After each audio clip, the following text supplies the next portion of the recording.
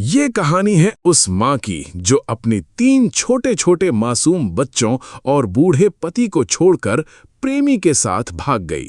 लेकिन मौत के बाद उसकी आत्मा हर रात उसी घर के बाहर रोती दिखाई देने लगी, क्योंकि माँ शरीर छोड़ सकती है पर अपने बच्चों की याद कभी नहीं छोड़ पाती। इस कहानी को आखिर तक जरूर देखना, क्योंकि इसका अंत आपकी सोच बदल देगा। उत्तर प्रदेश के एक बहुत ही छोटे और शांत गांव में राधे श्याम नाम का एक गरीब आदमी रहता था। वो बहुत मेहनती और सीधा इंसान था। उसकी जिंदगी गरीबी में बीत करी थी, लेकिन उसके दिल में अपने परिवार के लिए बहुत प्यार था। वो सुबह अंधेरा रहते ही उठ जाता था और मजदूरी करने निकल जाता था। कभी खेतों में काम करता, कभी ईंट भट्टे पर, तो कभी शहर जाकर दिहाड़ी मजदूरी करता। उसके शरीर पर हमेशा धूल मिट्टी लगी रहती थी, हाथों में छाले पड़े रहते थे, लेकिन उसके चेहरे पर कभी शिकायत नहीं होती थी, क्योंकि उसके जीवन की सबसे बड़ी खुशी उसकी पत्नी रूपवती और उसके 3 छोटे छोटे बच्चे थे। रूपवती गांव की सबसे सुंदर औरत मानी जाती थी। उसकी बड़ी बड़ी आंखें, लंबे काले बाल और गोरा चेहरा देखकर गांव के लोग उसकी सुंदरता की तारीफ करते नहीं थकते थे। लेकिन उसका स्वभाव बहुत तेज था। वो छोटी छोटी बात पर राधे श्याम से लड़ने लगती थी।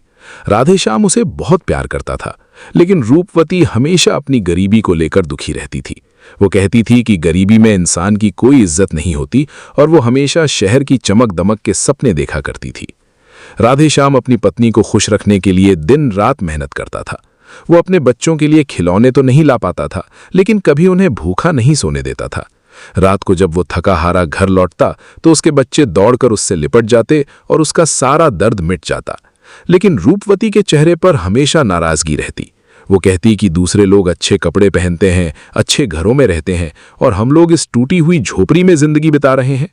राधे श्याम उसे समझाता कि मेहनत और ईमानदारी सबसे बड़ा धन है, लेकिन रूपवती को उसकी बातें अच्छी नहीं लगती थीं। धीरे धीरे दोनों के बीच दूरियां बढ़ने लगीं। गांव में ही विकास नाम का एक आदमी रहता था, जो शहर में मजदूरी करता था और कभी कभी गांव आता था। वो बातों से बहुत चालाक था, अच्छे कपड़े पहनता था और हमेशा बड़े बड़े सपने दिखाता था। रूपवती उसकी बातों में आने लगी। विकास उसे शहर की जिंदगी के बारे में बताता और कहता कि वहां पैसा ही पैसा है, वहां कोई गरीबी नहीं है, वहां हर इंसान खुश रहता है।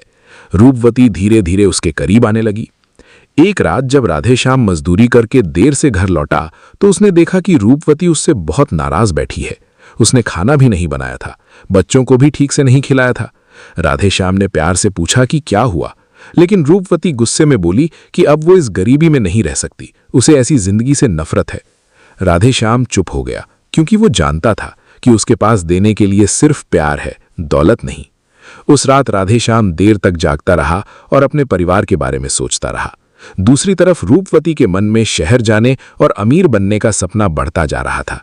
कुछ दिनों बाद एक दिन ऐसा आया जिसने राधे श्याम की पूरी जिंदगी बदल दी।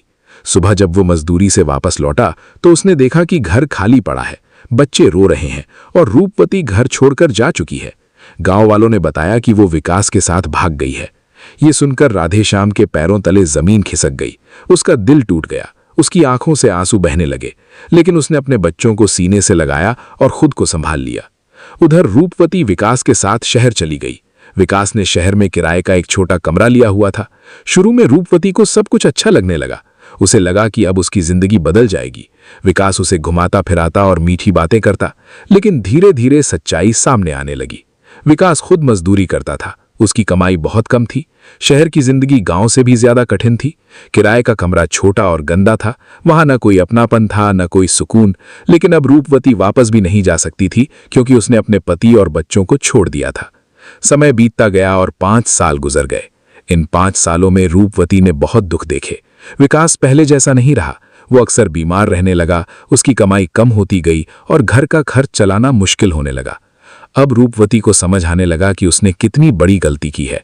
उधर गांव में राधे श्याम अपने बच्चों को पालने के लिए दिन रात मेहनत कर रहा था। उसने कभी दूसरी शादी नहीं की, क्योंकि उसके दिल में अभी भी अपने बच्चों के लिए प्यार था। वो खुद भूखा रह जाता, लेकिन अपने बच्चों को कभी भूखा नहीं सोने देता था। उसका बड़ा बेटा धीरे धीरे बड़ा होने लगा। वो बहुत समझदार था। उसने अपने पिता की मेहनत और दर्द को बचपन से देखा था, इसलिए उसने पढ़ाई में बहुत मेहनत की। गांव के मास्टर जी भी उसकी तारीफ करते थे।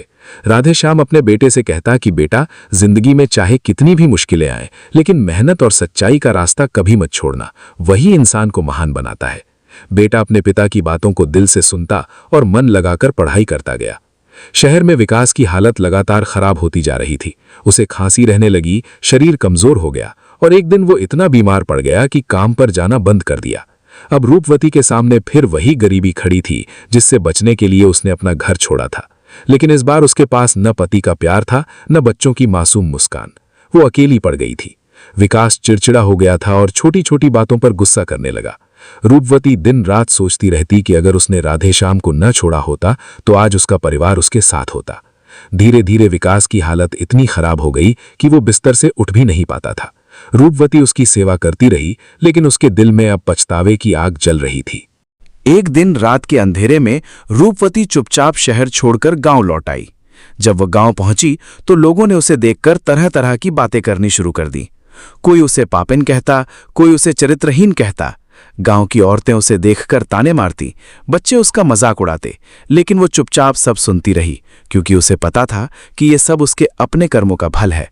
वो कांपते कदमों से राधेश्याम के घर पहुंची, लेकिन वहां पहुंचकर उसकी आंखों से आंसू बहने लगे, क्योंकि अब वो टूटी हुई झोपड़ी की जगह एक पक्का घर बन चुका था। उसका बड़ा बेटा पढ़ लिखकर बहुत बड़ा आदमी बन गया था। उसने शहर में नौकरी करके अपने पिता की जिंदगी बदल दी थी। राधेश्याम अब बूढ़ा हो चुका था, लेकिन उसके चेहरे पर वही शांति थी। रूपवती दरवाजे पर खड़ी रो रही थी। तभी राधेश्याम बाहर आया। उसने रूपवती को देखा तो कुछ पल के लिए चुप रह गया। उसके मन में पुराने जख्म फिर से ताज़ा हो गए, लेकिन उसके चेहरे पर गुस्सा नहीं था। रूपवती रोते हुए उसके पैरों में गिर गई और बोली कि उसने बहुत बड़ी गलती की, उसे माफ कर दो। उसने कहा कि शहर की चमक झूठी थी, असली सुख परिवार में होता है।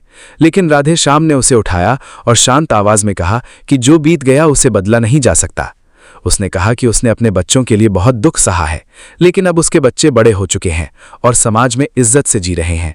तभी उसका बड़ा बेटा बाहर आया। उसने अपनी माँ को देखा, लेकिन उसके चेहरे पर कोई अपनापन नहीं था। उसने साफ शब्दों में कहा कि जिस माँ ने अपने बच्चों को छोड़ दिया वो माँ कहलाने के लायक नहीं है। ये सुनकर रूपवती का दिल टूट गया। गांव के लोग भी अब उसे अपने बीच रहने नहीं देना चाहते थे। मजबूर होकर रूपवती गांव के बाहर एक टूटी हुई झोपड़ी में रहने लगी। वहां वो अकेली बैठकर दिन रात अपने पापों को याद करती रहती थी। कभी अपने बच्चों को याद करके रोती, कभी राधेश्याम की सच्चाई को याद करके पछताती। धीरे धीरे उसकी हालत खराब होने लगी। उसे कोढ़ की बीमारी हो गई। गांव वाले उससे और ज्यादा नफरत करने लगे। कोई उसके पास नहीं जाता था। उसका शरीर कमजोर होता गया, चेहरा बदसूरत हो गया, लेकिन उसकी आंखों में हर समय पछतावे के आंसू रहते थे। वो अक्सर आसमान की तरफ देखकर भगवान से माफी मांगती और कहती कि उसने अपने लालच और मोह में आकर अपना परिवार खो दिया। एक दिन बारिश की ठंडी रात थी। तेज हवाएं चल रही थीं। रूपवती अपनी झोपड़ी में अकेली बैठी रो रही थी। उसे अपने बच्चों की बचपन की आवाजें याद आ रही थीं। उसे याद आ रहा था कि कैसे उसके बच्चे उससे लिपटकर सोते थे और वो उन्हें छोड़कर चली गई थी। वो जोर जोर से रोने लगी और भगवान से कहने लगी कि उसे उसके पापों की सजा मिल चुकी है। उसी रात उसकी तबीयत बहुत ज्यादा बिगड़ गई। सुबह गांव वालों ने देखा कि रूपवती अपनी झोपड़ी में मृत पड़ी है। उसकी आंखें खुली हुई थीं, जैसे वो आखिरी समय तक पछतावे में डूबी रही हो। गांव वालों ने जाकर राधेश्याम को खबर दी। राधेश्याम कुछ देर चुप रहा। फिर उसने कहा कि चाहे उसने कितना भी बड़ा पाप किया हो, लेकिन वो उसके बच्चों की मां थी। उसने अपने बेटे के साथ जाकर उसका अंतिम संस्कार किया। जब चिता जल रही थी तब राधेश्याम की आंखों से आंसू बह रहे थे, क्योंकि उसने सच्चा प्यार किया था और सच्चा प्यार नफरत करना नहीं जानता। उस दिन के बाद गांव के लोग राधेश्याम की बहुत इज्जत करने लगे, क्योंकि उसने जिंदगी भर दुख सहकर भी इंसानियत नहीं छोड़ी। उसका बेटा भी गांव के गरीब बच्चों की मदद करने लगा। उसने अपने पिता की मेहनत और संघर्ष से सीखा था कि इंसान की असली पहचान उसका चरित्र होता है, दौलत नहीं। राधेश्याम अक्सर गांव के लोगों से कहता कि जीवन में कभी अपने परिवार का साथ मत छोड़ना, क्योंकि दुनिया की हर चमक एक दिन खत्म हो जाती है, लेकिन सच्चे रिश्तों का प्यार हमेशा जिंदा रहता है। उसकी बातें सुनकर लोगों की आंखें भर आती थीं और हर कोई उसके संघर्ष को सलाम करता था। यही कहानी गांव के लोगों के लिए एक सीख बन गई कि लालच और झूठी चमक इंसान को बर्बाद कर देती है, जबकि मेहनत, प्यार और सच्चाई इंसान को महान बना देती है। पति की मृत्यु के बाद पूरे गांव में अजीब सी खामोशी छा गई थी। रात के अंधेरे में गांव के लोग अक्सर कहते थे कि उन्होंने नदी के किनारे सफेद साड़ी में एक औरत को घूमते हुए देखा है। कोई कहता वो रोती रहती है, कोई कहता वो अपने बच्चों का नाम पुकारती है, और कोई कहता कि वो अपने पुराने घर के बाहर देर रात तक खड़ी रहती है।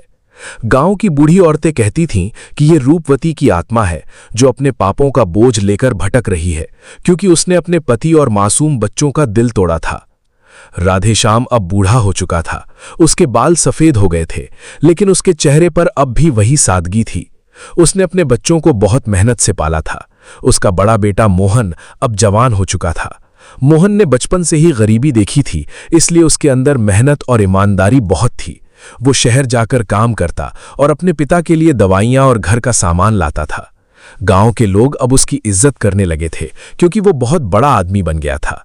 उसके पास पैसा था, सम्मान था, और सबसे बड़ी बात, उसके दिल में अपने पिता के लिए बहुत प्यार था। एक दिन गांव में खबर फैली कि मोहन की शादी तय हो गई है।